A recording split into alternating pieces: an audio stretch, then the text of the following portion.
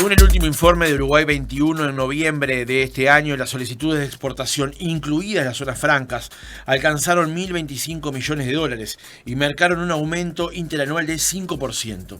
Este crecimiento estuvo impulsado principalmente por las exportaciones de carne bovina, celulosa y productos lácteos. Hay una diferencia con lo que habitualmente reporta, por ejemplo, la Unión de Exportadores, pero ahora vamos a profundizar sobre ese aspecto.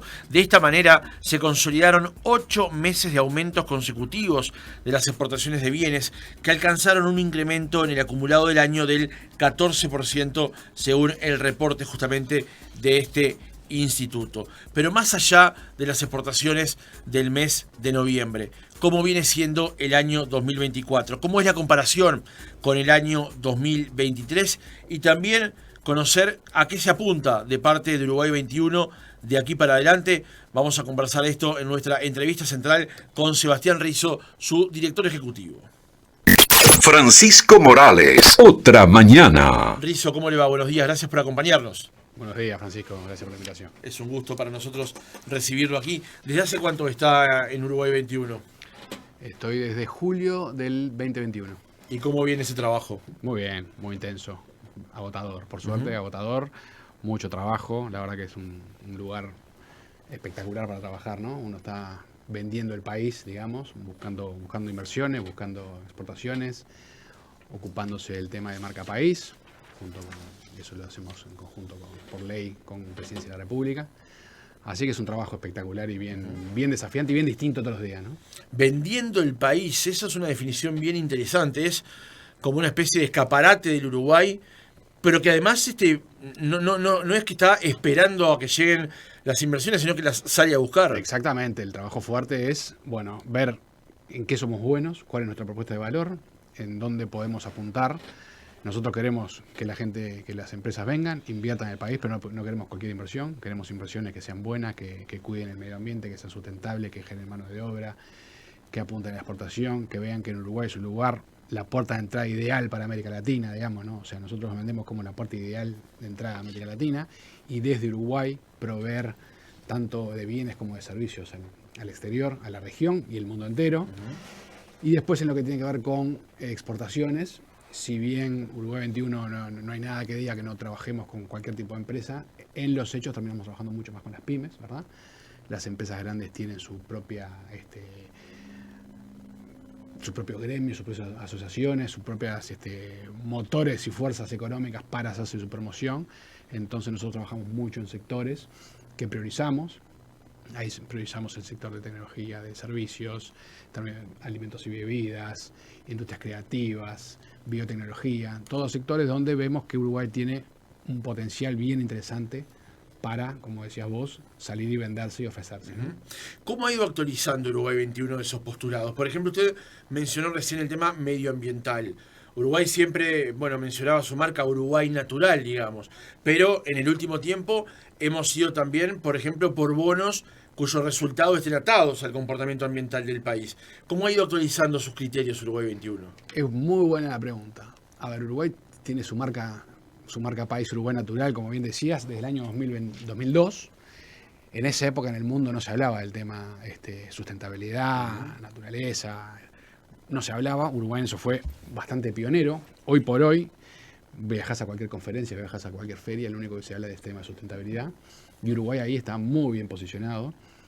Uruguay están lo que llaman los índices de ESG, que es Environment, Social Governance, o sea, medio ambiente, temas sociales y temas de gobernanza, donde Uruguay está posicionado a nivel de un país del primer mundo, como Europa, como Estados Unidos, como Australia, en América Latina liderando junto con Chile, y eso es por todas las leyes que cuidan el medio ambiente, desde ley de conservación de suelos a los mares, temas sociales, cómo se cuida la gente acá en Uruguay, como el tema de seguridad social, el tema de salud, educación para la gente, el no trabajo infantil, y después el tema de gobernanza, ¿no? Los bajos índices de corrupción que tenemos, los altos índices de democracia plena, de las democracias más plenas. Entonces todo eso es un conjunto de cosas que llegan a Uruguay en esta especie de carrera que se está jugando en el mundo de cumplir con los factores ESG, porque los fondos y las empresas dicen, bueno, ahora yo no voy a invertir en cualquier lugar, yo voy a invertir en los lugares donde realmente se cuiden estas cuestiones. Bueno, ahí Uruguay está muy bien posicionado. El mundo precisa alimentos y el mundo precisa energías renovables. en esas dos cosas, Uruguay parte de esa carrera parte desde un excelente lugar, ¿no? O sea, somos 3,5 millones de personas, producimos alimentos y de manera sustentable, cuidando el medio ambiente, para 30 millones de personas. O sea, producimos la carne que producimos, la lana que producimos, y no tenemos que cortar un solo árbol para eso. ¿Ah? No sé cuántos países lo pueden hacer eso, en las parturas naturales que tenemos acá. Producimos alimentos de distinto tipo, cuidando el medio ambiente, cuidando el trabajo de la gente. Y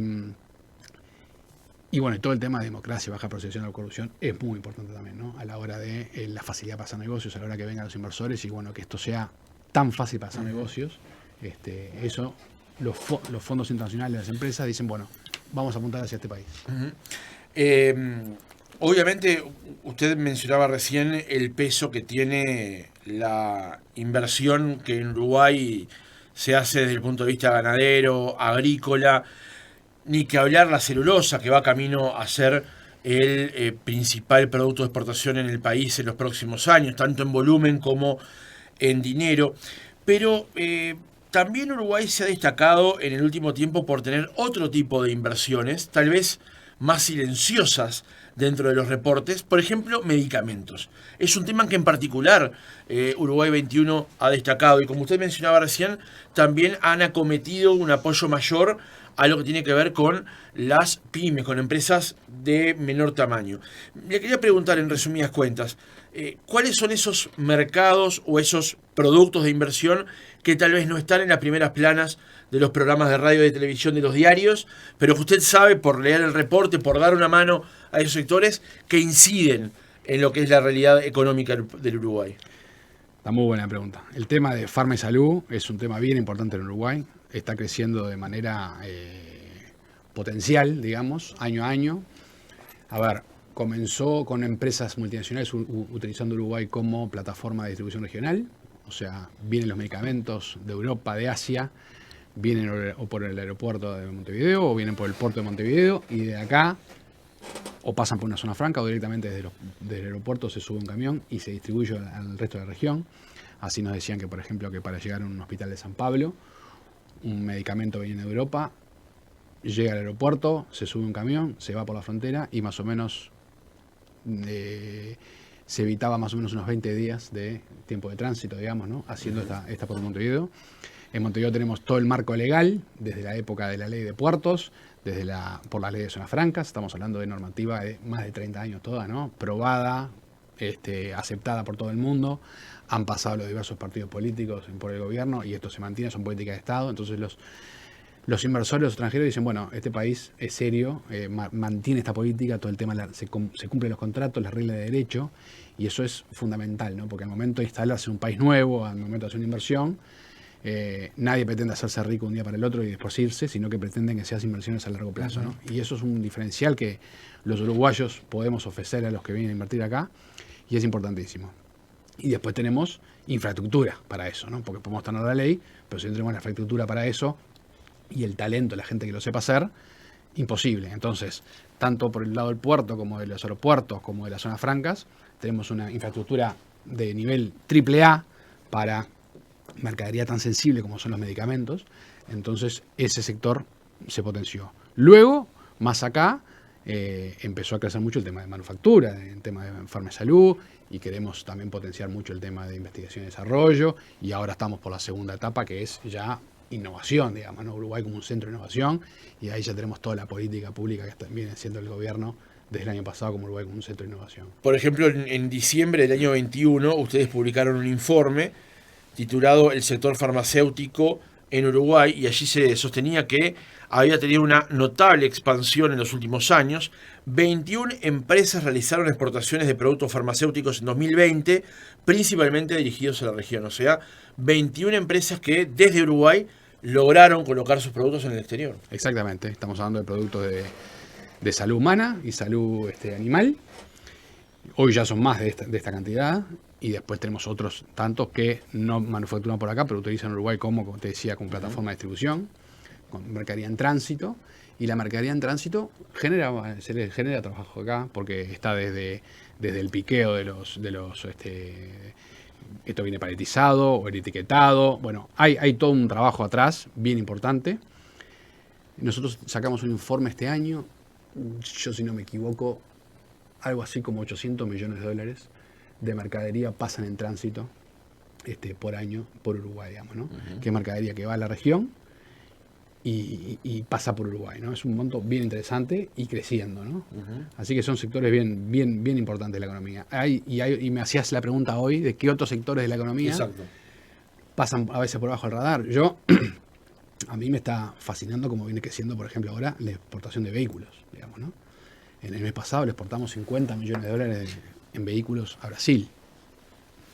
Si tomamos un valor $20.000 FOB más o menos, libre de impuestos cada vehículo, por poner un ejemplo, estamos hablando de 25.000 vehículos en un mes a Brasil. Es mucho, ¿no? O sea, en Uruguay creo que se vende algo así como 50 o 60.000 vehículos en el año. O sea, en un mes logras colocar en un mes la mitad casi el 40% de lo en que un se solo consume, país. de lo que se consume en el país, ¿no? O sea, es bien interesante esos números. Le comentaba antes que se abría el micrófono. Perdóname, la malta. Uno viaja a Brasil, te tomás un vaso de cerveza, te tomás 5 vasos de cerveza en Brasil, uno de esos 5 vasos de cerveza es de malta uruguaya. Así, son los números, ¿no? El 20% de la malta que se utiliza para cerveza en Brasil viene de Uruguay. Los concentrados de bebida, y ahí está Pepsi, ¿no? PepsiCo en Colonia. Todas las Pepsis o Gatorade o 7-Up, no sé, que te tomes de México a Argentina, el concentrado se produjo acá en Uruguay. O sea, hay muchos ejemplos de cuestiones así. Y después me voy a los servicios, ¿no? Claro. Acá estamos hablando de bienes. En el caso de lo que menciona sobre PepsiCo, es interesante destacar que un acuerdo que se logró en este gobierno con Brasil le permitió además una expansión mayor justamente al concentrado de bebidas y en particular a PepsiCo para tener una posición aún más importante y relevante en el mercado latinoamericano. Exactamente. PepsiCo está ubicada dentro de una zona franca. Todo aquellos bienes que son producidos o que pasan por una zona franca por normativa del Mercosur pierden ese origen Mercosur, entonces entrarían al otro país del Mercosur como si fueran un producto de extra zona pagando los aranceles. Y como bien decís, desde enero del 2023 está en vigor el tratado bilateral Uruguay-Brasil que respetamos nuestras zonas francas. Uruguay respeta lo producido en la zona franca de Manaos y Brasil respeta le da certificado de origen Uruguay, digamos, o Mercosur, a lo producido o que pasa por nuestras zonas francas. Y ahí tenés un claro ejemplo, ¿no? Que esta mercadería entra en Brasil sin pagar aranceles. Le había cortado justo cuando estaba hablando de los servicios, ¿no? Porque estábamos hablando de la producción, en este caso de los servicios. Los servicios van en la misma línea, digamos. Los servicios, en los últimos 15, 20 años, han tenido un crecimiento brutal. Los servicios globales, el servicio de exportación. Desde Uruguay proveemos servicios a todo el mundo. En tema de tecnología, Estados Unidos es el principal mercado y ahí nos marca un poco la vara, ¿no? de la calidad y la sofisticación de esos servicios, ¿no? O sea, es un mercado muy exigente al que nosotros exportamos aproximadamente el 80% de los servicios de tecnología. Estamos hablando de servicios o productos de tecnología, ¿no? Ahí la CUTI, que es la Cámara de Tecnología, quiere apuntar más un poco a ir por el lado de cambiar su matriz exportadora más hacia producto, digamos, ¿no? Que hacia servicio. Pero bueno, eso es un tema entre los privados, me parece que está bien, es agregarle más valor aún a lo que se está exportando. Y después otros tipos de servicios profesionales, empresariales, recursos humanos, lo que sea, servicios creativos, diseño, que Uruguay está exportando a la región, pero al resto del mundo también, ¿no? Es interesante, me quiero acercar de a poco a lo que le planteaba como tema central para la entrevista, pero advirtiendo el relato, Uruguay 21 tiene que estar tan cerca de la producción más tradicional del país como también de la más reciente y la más de punta, ¿no? Es como el pistón entre ambas realidades, digamos. Hay que estar totalmente al día. Hay que hablar con mucha gente. A nosotros nos viene a visitar mucha gente y nosotros salimos a buscarlos también. Y cuando vemos una noticia en una radio, en un diario, algún producto nuevo, algún servicio nuevo, decimos, bueno, queremos conocer a esta persona, a esta empresa, qué es lo que está haciendo. Lo mismo cuando se instaló una empresa en Uruguay. Más o menos la mitad de las empresas, las inversiones que recibe Uruguay, pasan por Uruguay 21, más o menos, eso lo tenemos bien medido. En alguna u otra medida pasaron por Uruguay 21. A veces las inversiones más grandes no necesitan pasar por Uruguay 21, digamos, ¿no? Pero igual las vamos a ver, las vamos a visitar. y nosotros hacemos mucho lo que se llama el aftercare, que es estar atrás de las empresas, una vez que ya se instalaron, estar con ellas, visitarlas, a ver cómo te puedo ayudar, Claro. qué precisás. A ver, hoy estás produciendo celulares que necesitas acá, bueno, ¿cómo podemos hacer para que produzcas tablets desde Uruguay? Por darte un ejemplo, porque te acabo de celular, ¿no? O sea, ver cómo podemos agregar cuestiones para que también contratando más gente que sea más dinero para el país. Bueno. Una última pregunta, y se lo comentaba antes de que se abriera el micrófono. En la campaña electoral prácticamente era unánime que los presidenciables, los partidos, los programas de gobierno hablaban de reforzar el rol que tiene Uruguay 21. Algo que imagino y puedo inferir a ustedes lo enorgullece de escuchar y leer en ese sentido. La pregunta es, ¿hacia dónde debería apuntar Uruguay 21? O sea, ¿en qué líneas debería profundizar su trabajo y cómo podría utilizar, entre comillas, ese capital político que hoy tiene para dar un siguiente paso? ¿Hacia qué dirección? Bueno, a ver, nosotros venimos trabajando muy bien. Nosotros venimos trabajando con un nivel de trabajo de consulta en temas de inversiones, en temas de exportaciones muy interesante.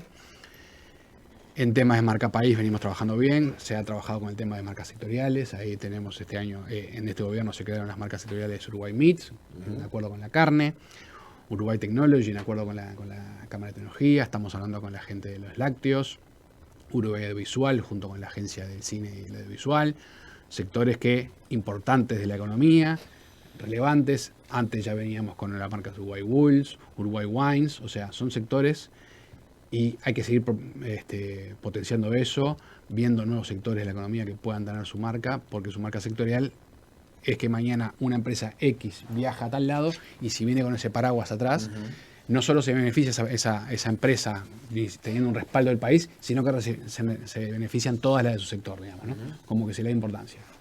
Pasemos al tema que habíamos planteado para la entrevista, que tiene que ver con el resultado de las exportaciones del mes de noviembre y lo que va del año 2024. El informe que plantea Uruguay 21 sostiene que, incluidas las zonas francas, las solicitudes de exportación alcanzaron los 1.025 millones de dólares. Una primera pregunta, porque habitualmente incluso en la redacción del informativo, cuando vemos los dos informes que además llegan casi en simultáneo, advertimos una diferencia entre lo que informa Uruguay 21 y lo que informa la Unión de Exportadores, por contener, entre otras cosas, las zonas francas. ¿Por qué esa discriminación?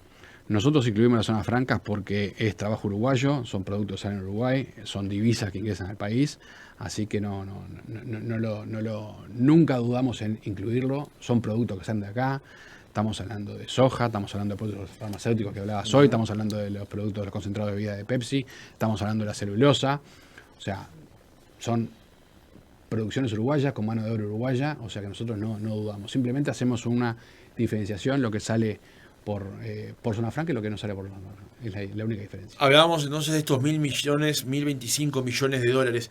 ¿Cómo se compuso ese número? ¿Qué sectores son los que se destacaron en el mes de noviembre? En el mes de noviembre, la carne y los subproductos cárnicos estuvieron en primer lugar, después seguido de la celulosa, y ahí aparecieron, en tercer lugar aparecieron los lácteos, aparecieron los concentrados de bebidas, aparecieron los vehículos, como te decía, o sea, bastante diversificado. Acá estamos hablando solamente de bienes en estos informes que salen los primeros de mes, ¿verdad? Sí, más o menos en el año estuvimos más o menos un promedio un poquito más arriba de los 1.000 millones de dólares por mes. Nosotros por allá por marzo pronosticamos que íbamos a terminar el año un 14% arriba del 2023 y tengo que felicitar al Departamento de Inteligencia nuestro porque me parece que vamos a estar en ese redondeando eso. Ya nos queda un mes y estamos en ese 14%. Muy cerquita a lo que fue el récord, que fue el año 2022. Vamos a andar más o menos por los 13.000 millones de dólares de exportaciones de bienes este año y el 2022 anduvo en 13.200, una cosa así. O sea, vamos a estar muy cerquita. No vamos a hacer el año récord, pero vamos a hacer el segundo mejor año. Y el año pasado, con todos los aviones que tuvimos, con la seca impresionante que tuvimos, que tuvo una caída en las exportaciones de la soja del 80% y también en temas de la carne, igualmente había sido un muy buen año en temas de exportaciones, ¿no? O sea, habíamos tenido una caída estrepitosa comparado con 2022, que había sido un año excepcional. Pero así todo, había sido el segundo mejor año desde que Uruguay 21 toma estos números, que son más o menos 20 y pico años para atrás. Este 23 va a ser de vuelta excepcionalmente bueno, vamos a andar más o menos por los 13.000 millones de dólares, lo que redondea así 1.000 y pico de millones de promedio por año, ¿no? Ya a los números cerrados al 30 de noviembre, ya estamos en 500 millones de dólares más que lo que se importó en todo el 2023.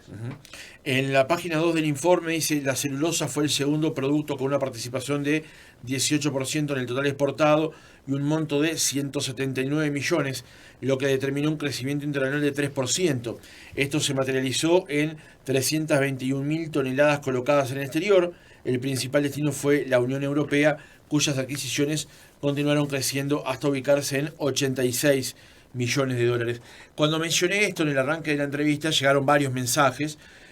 Por ejemplo, uno, el 534, dice: Francisco, no exportamos celulosa, la exporta Finlandia porque lo producen en zona franca e integra el PBI de Finlandia, no del nuestro, dice el oyente Enrique. ¿Qué responde a este planteo? Que llegaron varios mensajes en esta misma dirección, digamos. Bueno, pero si fuera así, entonces cuando importamos carne de los frigoríficos brasileños sería que le exporta a Brasil, si Pepsi lo importa a Estados Unidos. Yo no comparto ese planteo, por supuesto que es absolutamente respetable, ¿no? Pero para mí acá atrás de la celulosa hay todo un trabajo, desde el plantín, desde la innovación del plantín, de la semilla de ese eucaliptus, hasta que llega a la celulosa. Todo eso se realiza acá en Uruguay. Nosotros la semana pasada hicimos un informe en conjunto con la CEPAL sobre que está al final de hicimos un pequeño resaltado al final de este informe, sobre el valor bruto de las exportaciones, ¿no? O sea, justamente, la gente lee a todos los primeros de mes los informes de exportación y dicen, bueno, pero esto, ¿en qué me cambia a mí? ¿Qué me cambia a mí? Por ejemplo, entonces decimos, ¿cuáles son los bienes que utilizan más insumos uruguayos, digamos, al momento de exportar, y cuáles más insumos extranjeros? El tema del empleo, ¿no? Ahí vemos que uno de cada 5 empleos que hay en Uruguay tiene que ver directa o indirectamente con la exportación. El 26% del PBI viene de temas de exportación, o sea, para verle la importancia del tema de la exportación, y ahí la exportación de servicios toma un rol bien importante, porque ahí el valor agregado cuando exportamos servicios, o sea, ahí sí que se aproxima al 100% exportado es producto nuestro, ¿no? En la agroindustria, los productos primarios también es muy fuerte, el valor agregado uruguayo, y hay después otro tipo de exportaciones donde hay más insumos importados en el global total. Quería detenerme también en un aspecto del informe anual, mensual, donde señala que de esta manera se consolidaron 8 meses de aumentos consecutivos en las exportaciones de bienes que alcanzaron, como usted mencionaba, un incremento acumulado del año del 14%. Tomándole en cuenta las comparaciones que usted hacía con respecto a 2023, también a 2022 y al mejor año que registra la exportación en Uruguay según Uruguay 21, ¿cómo ubica este año? ¿Cómo lo califica? Excepcionalmente bueno. Ya le decía, pasa el segundo mejor, va camino a ser el segundo mejor desde que Uruguay 21 toma estos datos, que ya debe hacer 20 años que los toma. Así que 13.000 millones de dólares de exportación solamente de bienes es un número muy, muy alto, ¿no? O sea, yo me acuerdo hace unos años atrás que se hablaba de romper la barrera de 10.000 millones de dólares, ¿no? De exportación en un año. No hace mucho de esto, y se decía, qué bueno cuando pasemos la barrera de 10.000 millones de dólares, ya estamos, vamos a estar por los 13.000, digamos, y nos estamos acostumbrando a eso como país, digamos, ¿no? O sea, acá estamos hablando de divisas, estamos hablando de empleo, no generación de nuevo empleo y mantenimiento de empleo ya estable, digamos, ¿no? O sea que son números muy, muy buenos. Ahora vamos a pasar al tema de empleo porque también lo refiere el informe, me parece que es interesante, pero con respecto a lo que mencionábamos recién del sector de la celulosa y a la importancia que tienen las exportaciones en general en Uruguay, en general, ¿usted entiende que la gente hoy logra ubicar y darle el valor que tiene esto efectivamente en el derrame que genera una empresa uruguaya exportando hacia lo que deja al mercado local, o el sector forestal que está tan afectado de suposiciones, digamos, o de mala prensa tal vez, del sector ganadero agrícola en particular, ¿usted cree que hoy la gente en general toma dimensión acerca del impacto que tienen estas cosas en la economía uruguaya? Yo creo que es distinto, cambia en Montevideo en el resto del país, ¿no? Uno cuando viaja por el resto del país, ahí la gente es mucho más, y más a las zonas forestales, ahí es mucho más consciente de esto. Todo el trabajo que hay alrededor, desde una chacra forestal, desde el transportista al que le vende la vianda de comida al transportista. O sea, yo me acuerdo que a mí me tocó trabajar un periodo previo a esto. Estuve una parte trabajando para un proveedor de lo que era UPM2, ¿no? Uh-huh. El cambio que se venía viendo en Paso de los Toros, en Pueblo Centenario, a medida que la obra iba avanzando, era fundamental, ¿no? Un día ibas, había un bolichito vendiendo milanesas, a la semana volvías, había ya un almacén de productos rurales, y así iba cambiando, y ibas a comer un restaurante y había una persona comiendo, al mes volvías y eran 5 personas ya con un laptop trabajando, y así las ciudades se empiezan a mover. Estoy hablando de un ejemplo muy particular como el de UPM2, digamos, ¿no? Una mega inversión. Pero si vamos para el lado de Rivera, Cerro Largo, 33, Tacuarembó, donde la industria forestal está creciendo mucho y está el fuerte de eso, uno lo nota claramente en las ciudades de ahí, notan el cambio, el movimiento que ha tenido y cómo esto derrama para otros lados. Yendo a la consulta puntual del tema de celulosa, yo creo que todos los uruguayos más o menos informados sabemos lo que la celulosa, sabemos que es un producto de exportación hoy bien importante.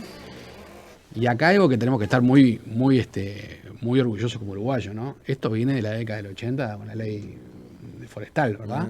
O sea, acá esto es una típica ley política de Estado, ¿no? Que arrancó con una ley forestal, se arrancaron plantando los primeros plantíos de eucaliptus, después pasamos a algún aserradero, después vino la posibilidad de una primera planta de celulosa, pero ya cuando estos eucaliptus, ya la plantación de eucaliptus ya se había notado, la ley estaba afianzada en el país, los plantíos crecían bien, al ritmo interesante, un ritmo que sean redituales para el que va a invertir, y así siguió adelante, ¿no? Y bueno, y nosotros seguimos viendo propuestas de inversión en el tema forestal que no tienen que ver con la celulosa, sino para otro uso de la madera, uso mecánico de la madera, para construcción, aserraderos, planchas, de todo un poco, digamos, ¿no? Y además es un sector económicamente también muy destacado en el sentido de que han habido inversores uruguayos, pero después ha habido inversores de extranjeros, ha habido pools de inversión. Bueno, las AFAPs, ni que hablar, han invertido ahí también, digamos, es un sector que tiene mucha vitalidad desde ese punto de vista. De hecho, aquí en el programa hicimos durante este año 2024, que está llegando a su fin, un ciclo llamado Uruguay Forestal de 2 episodios, que ustedes lo pueden encontrar en nuestros canales digitales. Hemos compartido los desayunos forestales, donde Ignacio Muncho hace una actualización del peso que tiene el sector forestal en nuestra economía, pero todavía sigue habiendo como una especie de barrera a comprender o a dimensionar en su justa medida el impacto que tiene el sector en la economía.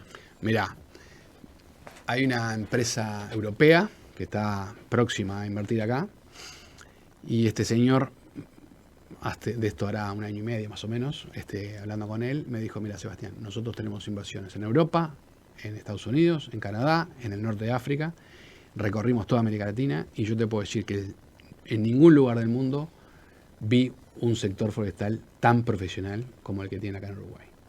Cada plantín que se planta, de eucalipto, por ejemplo, de pino, está certificado, digamos, ¿no? O sea, ya es un plus absolutamente tomado con normativa europea, lo que te estoy hablando, ¿no?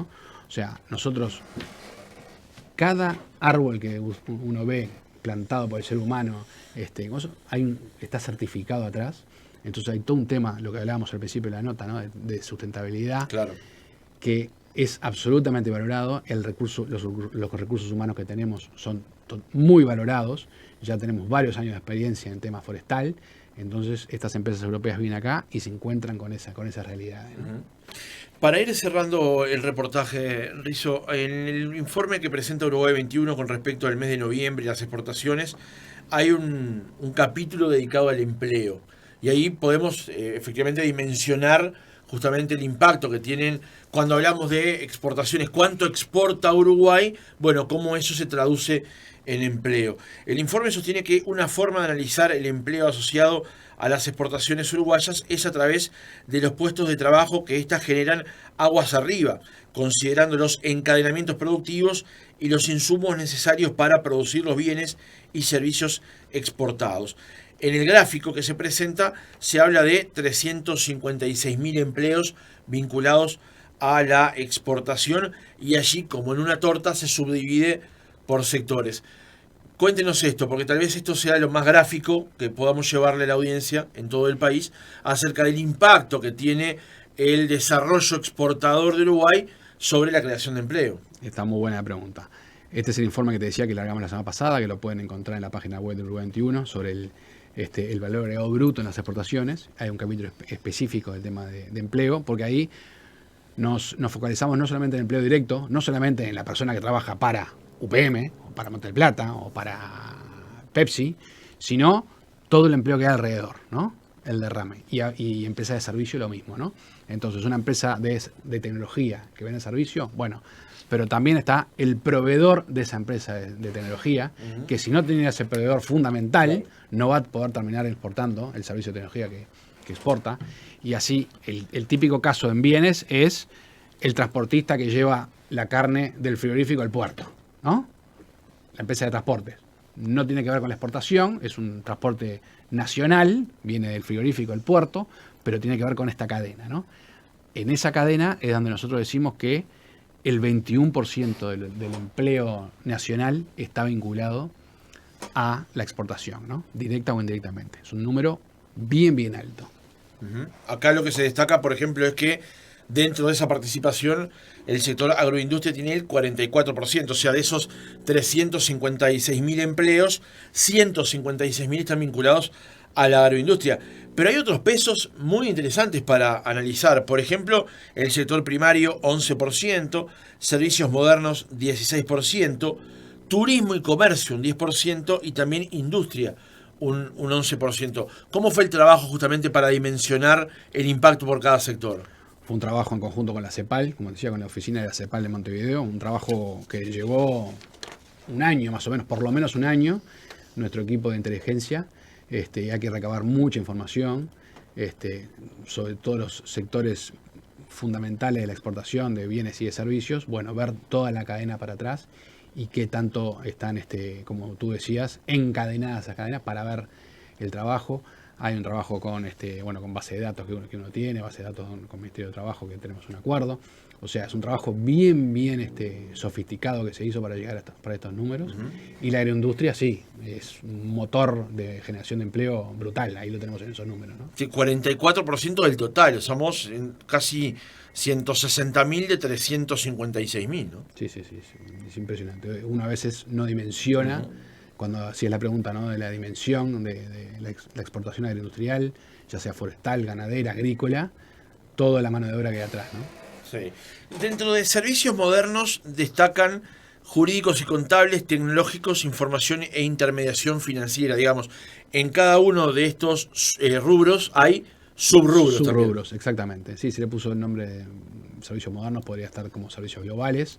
Sí, ahí el fuerte es tecnología, por supuesto, pero los rubros empresariales también. Directamente, tecnología más o menos emplea unas 25.000 personas en las empresas exportadoras.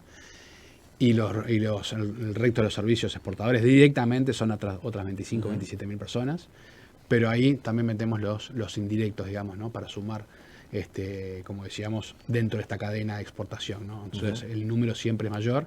Turismo y gastronomía, por supuesto, claro, son sectores que llevan mucha mano de obra y están muy enfocados en la exportación, ¿no? Por la exportación de servicios. El turismo es una parte importante de la exportación de servicios también, ¿no? Un aspecto más, y ya cerramos, con respecto a la agroindustria, se advierte que el peso relativo dentro del sector de la madera y la carne bovina es un 26%. 26% cada una. Si le sumáramos celulosa a madera, estamos hablando de que el sector se ubica por encima del clásico producto exportable uruguayo. Esto es a lo que comentábamos al principio de la entrevista, el peso que el sector tiene hoy por hoy y a futuro en la economía uruguaya. Exactamente, sí.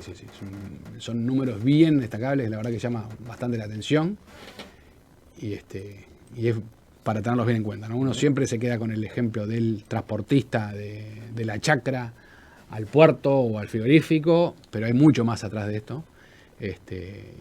Son números que, bueno, el informe, acá en el informe mensual hicimos un breve resumen al final, pero está el informe completo para bajarlo de la página web nuestra.